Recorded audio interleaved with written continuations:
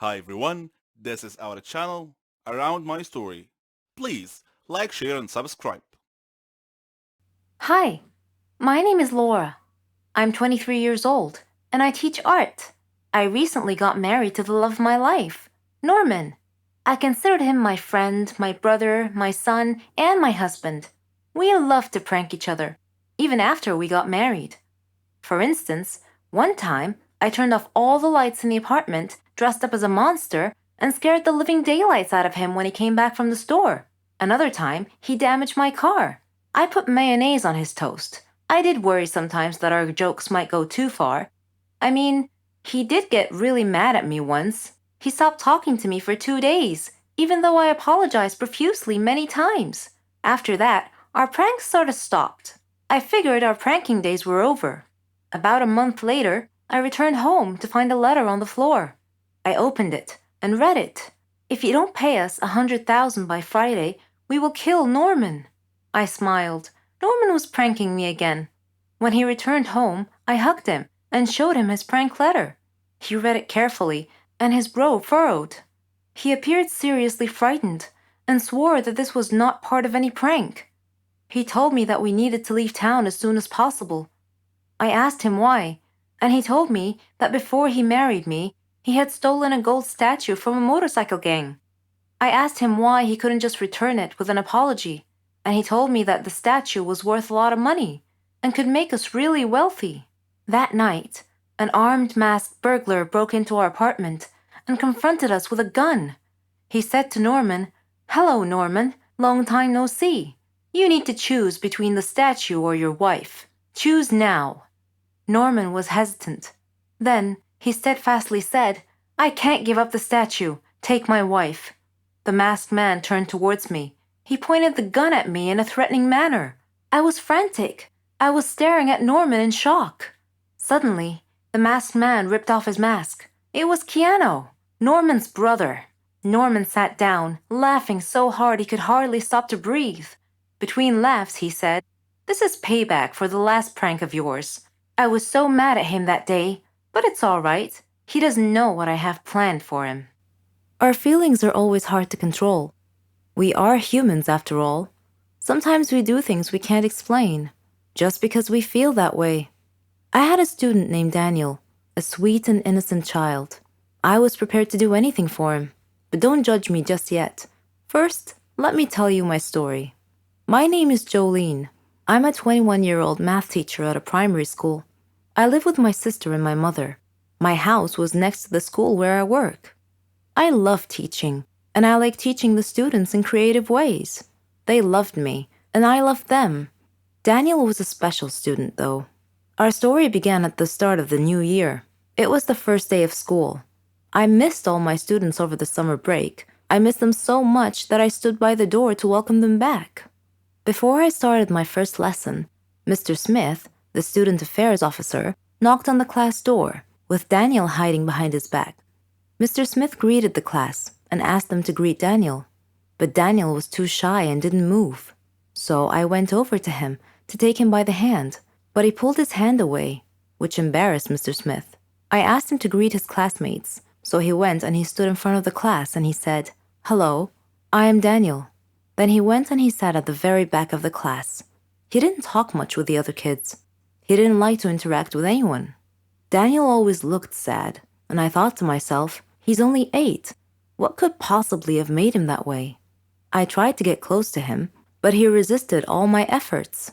Sometimes he looked like he was hiding some big secret, and later on, I learned what it was.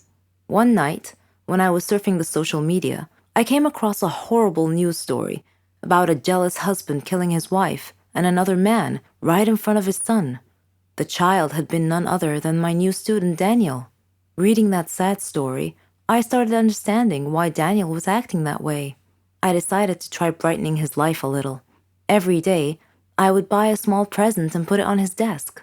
At first, it had no effect, but slowly he came to love that. During break time, I would sit beside him and we would share food together. I would get him involved in class activities. On his birthday, I arranged a surprise party with his class, his grandmother, and myself. He was so happy that day. After the party, He hugged me and he told me that he loved me. I hugged him tightly. He was not just a student to me. I treated him like he was my own son. He told me that he wanted to call me mother, and that made me so happy. After his grandmother died, he came to live with me. We faced a lot of problems together, but I followed his success in life with pride. Daniel is all grown up now. He's graduating from the Faculty of Engineering. I am so proud of what he has made of himself. It all happened on my last holiday. It was a terrible experience. It was the worst holiday I have ever had. Me and my friend Renee, we decided to go to New Zealand. We were saving money for a very long time to go on this trip. It was our dream to go to the land of the Lord of the Rings. We had made reservations for flight at the end of July, and from that moment on, everything went wrong. It turned out that the flight was reserved for only one person, simply because a woman at the travel agency didn't understand us very well. I managed to reserve a flight, but a different one, so we couldn't go together. But I thought that it was not a big deal. My friend flew a few hours after me. I was going first. When I arrived at the airport, I was very happy because that meant that my holiday has just started and that nothing else could happen. And I was mistaken.